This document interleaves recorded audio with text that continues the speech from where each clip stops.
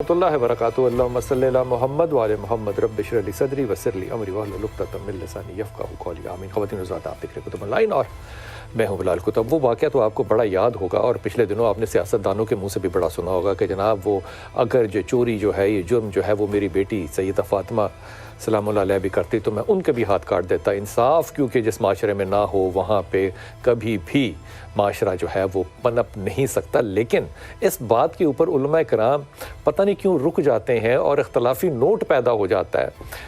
وہ پوچھیں گے آج اپنے مہمانوں سے کہ جناب جب یہ معاملہ عمر خطاب کے زمانے میں آیا تو عمر خطاب نے پھر اس حکم الہی کو سسپینڈ کیوں کیا؟ وہ سسپینڈ جس بھی وجہ سے کیا میں اس کے شرعی پہلوؤں میں ہرگز نہیں جاؤں گا، لیکن یہ عرض کروں گا ضرور کہ وہ سسپینڈ ہوتا ہے وہاں پہ ہمسایہ ممالک میں جہاں 30 روپے کا کلو آٹا ہو اور ہمسائے ملک میں دوسری طرف جب 165 روپے کا وہی آٹا ہو تو پھر وہاں پہ سسپینڈ کرنے والے لوگ موجود نہیں ہوتے۔ لیکن بہرحال ان تمام چیزوں کے باوجود ہم کیونکہ ریاست مدینہ چاہتے ہیں اور اس کے ساتھ ساتھ ہم ایسا معاشرہ بھی چاہتے ہیں جہاں پہ کہ لوگ بھوک سے تنگ آ کے، عزت نفس سے تنگ آ کے یا کسی بھی وجہ سے اس لیے خودکشی کر لیں کہ وہ معاشرے کو فیس نہیں کر سکتے۔ اب اس پہ تجزیہ کر لیں جناب نفسیاتی جو بھی ہیں، تو آج تک ویسے نتیجہ نکل کوئی نہیں سکا۔ لیکن یہ والد جس نے اپنی 2 بیٹوں کو، اپنی بیوی کو الگ چھوڑا سسرال میں، بڑا سوچا سمجھا منصوبہ لگتا ہے، پھر اپنی بیٹیوں کو لے کر آیا۔ اب اس پہ ہو سکتا ہے آپ لوگوں کے تجزیات اور ہمارے مہمانوں کے تجزیات بالکل مختلف ہوں۔ مجھے لگتا ہے کہ کہیں سے یہ آدمی کہیں باحیا نہ نکل آئے، کہیں سے یہ کہیں سے کہیں غیرت مند نہ نکل آئے کہ وہ اپنی بیٹیوں کو اس غربت میں، اس معاشرے کی درندگی کے سامنے نہیں رکھنا چاہتا تھا۔ شاید اس کا خیال ہو کہ بیٹے جو ہے وہ کسی طرح ماں سسپینڈ کر لے گی، لیکن بیٹیاں کیسے سروائیو کریں گی یہ اس کی عقل اور دانش میں نہیں آیا۔ لیکن یہ باپ ہوش میں آنے کے بعد جو بیان دے رہا ہے نا، ذرا یہ سنیے گا، اور اگر اب بھی آپ کے دل کو ہاتھ نہ پڑے تو پھر اپنے لیے 2 رکعت نماز پڑھ کے دعا کیجیے گا کہ اللہ آپ کے دلوں کو نرم کرے۔ ایک دن کی ورکنگ نہیں ہے، تقریباً میں نے 2 مہینے ورکنگ اس کے اوپر کی، لیکن کوئی چیز سمجھ میں نہیں آیا، زیرو کا زیرو ہی۔ اس کے بعد بیٹھا، نہ کسی کے ساتھ زبردستی کی ہے۔ میں نے اپنی بیٹیوں سے پوچھا ہے بذات خود، بیٹا اب کیا کرنا ہے اس معاملات میں؟ اس نے کہا جیسا آپ چاہیں گے۔ ٹھیک ہے نا، کوئی زور زبردستی نہیں ہے، حالات ایسے تھے نا۔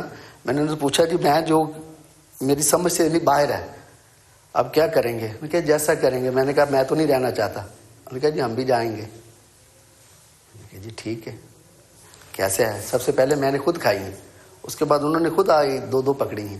اللہ پہ یقین نہیں تھا کہ وہ بیٹیاں؟ اللہ پہ یقین تھا، لوگوں پہ یقین نہیں تھا، کسی پہ یقین نہیں تھا۔ اس ذات پہ یقین تھا، کسی پہ یقین نہیں تھا کہ جو میرے سامنے نہیں پوچھتے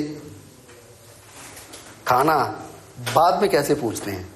زندہ کو لوگ کھانا نہیں دیتے، جو جب مردہ مر جاتا ہے اس کے ختم دلاتے ہیں، دیگے دیتے ہیں، اس کا قرض نہیں اتارنا، اس کی جگہ پہ ہزاروں روپے کی چیریٹی کر دینی ہے۔ یہ ہمارا معاشرہ ہے۔ جب انسان غربت میں ہوتا ہے، لوگوں کے دروازے کھٹکھٹاتا ہے، اس وقت لوگ اس کا مذاق اڑاتے ہیں۔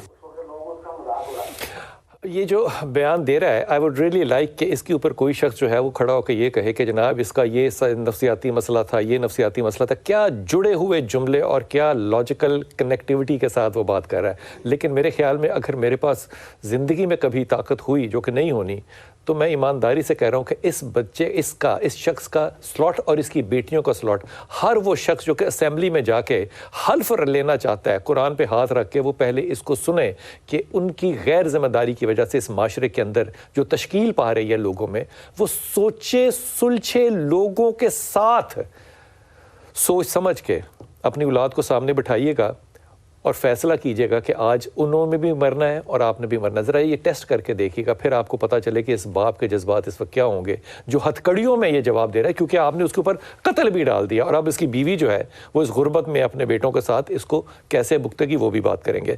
سلمان ظفر ہمارے ساتھ ہیں جو ASP ہیں رائے لاہور کے۔ السلام علیکم۔ وعلیکم السلام۔ خیریت سے ہیں آپ؟ الحمدللہ۔ ہمارے ساتھ انتہائی محترم جہاں آرا رانا صاحب ہیں۔ السلام علیکم۔ آپ پہلی دفعہ تشریف لائیں یا آپ کو بہت وارم ویلکم. ماسٹر علامہ طاہر شفیع صاحب ہوں گے اور ہمارے ساتھ عمر یعقوب ہیں جو کہ ہمارے رپورٹر ہیں, اور سارم برنی جو ہیں وہ بھی کراچی سے جوائن کریں گے.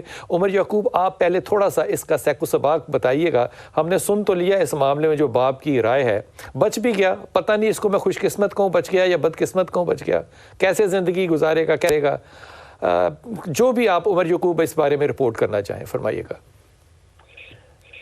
جی بلال صاحب, بڑا ہی افسوسناک واقعہ تھا. رائبنڈ میں رپورٹ ہوا, جب یہ رپورٹ ہوا تو تب میں ہاسپٹل بھی گیا اور ان بچیوں کی حالت بھی دیکھی, اس شخص کی حالت بھی دیکھی تھی, تو رونا آ رہا تھا کہ یہ کیسا معاشرہ ہے جس کے اندر ایک شخص نے غربت کی وجہ سے اپنی بیٹیوں کو زہر دے دیا اور خود بھی زہر کھا لیا. لیکن بعد میں جب تھوڑا سا پروب کیا تو پتہ چلا کہ اس شخص نے صرف اپنی بیٹیوں کو زہر دیا ہے, بیٹوں کو اور اپنی بیوی کو سسرال چھوڑ. زیادہ خوفزدہ اس بات پر تھا کہ اس کی بیٹیاں محفوظ نہیں ہیں. شاید اس کا اپنی بیٹیوں سے محبت کا جو ایک لیول تھا وہ بہت زیادہ تھا, وہ ان کے ساتھ بہت زیادہ مطلب قریب تھا اور اسے لگتا تھا کہ وہ محفوظ نہیں ہے. دوسرا, جب میں نے اس بندے کا انٹرویو کیا تو مجھے پتا چلا کہ کچھ 3 سال پہلے یہ نوکری چھوڑ چکا تھا. اس نے اپنا کاروبار کرنے کی کوشش کی لیکن لاک ڈاؤن لگ گیا, اور لاک ڈاؤن کی وجہ سے جو جمع پونجی تھی وہ ساری کی ساری وہ گھر پہ ہی اسپینڈ کر گیا. اب اس کے گھر کے حالات بھی تھوڑے سے آپ کو بتا دوں کہ اس کا گھر کرائے کا گھر ہے اور اس گھر کے اندر ایک عدد فریج پڑی ہوئی ہے, ایک اوون پڑا ہوا تھا, ایک LCD پڑی ہوئی تھی. مطلب حالات برے ضرور ہیں لیکن اس حد تک نہیں ہے کہ گھر میں کوئی چیز موجود نہ ہو اور یہ بالکل مانگنے پہ آگے ہو. لیکن جب میں رات کو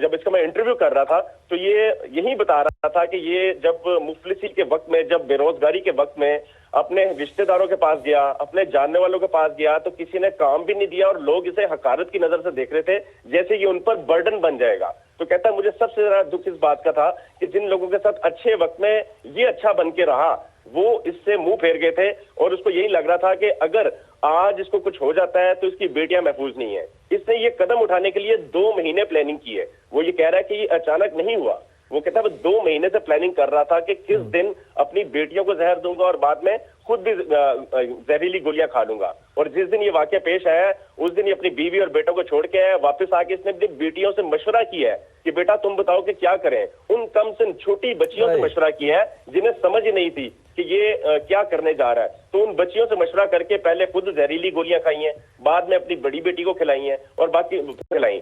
تو بڑی بیٹی وہ سر جھکا کے کہہ رہی تھی بابا جو آپ کو ٹھیک لگ رہا ہے وہ آپ کر لیں. اور جب ہاسپٹل لے کے گئے تو اس سے زیادہ خوفناک مناظر وہ تھے کہ وہ بیٹی جو خود موت کے منہ میں جا رہی ہے وہ وہاں پر چلا رہی تھی کہ میرے بابا کو بچا لیں, میرے بابا کو کچھ ہو نہ جائے, ڈاکٹر صاحب میرے بابا کو بچا لیں. اور یہ وہ جملے ہیں جو کہ ہاسپٹل کے عملے نے مجھے بتائے کہ یہ تو اللہ معاف کرے بڑے عجیب قیامت کے مناظر تھے جس کے اندر بیٹی اپنے باپ کی زندگی کی دعا کر رہی ہے اور خود موت کے منہ میں چلی گئی. تو اس پر پولیس نے مقدمہ درج کر لیا ہے, اس کو ہتھکڑیاں لگ چکی ہوئی ہیں. قتل کا مقدمہ ہے. ڈیفینیٹلی اس نے جو قدم اٹھایا ہے اس نے ایک انسان کی جان لی ہے, چاہے وہ اس کی اپنی بیٹی ہے.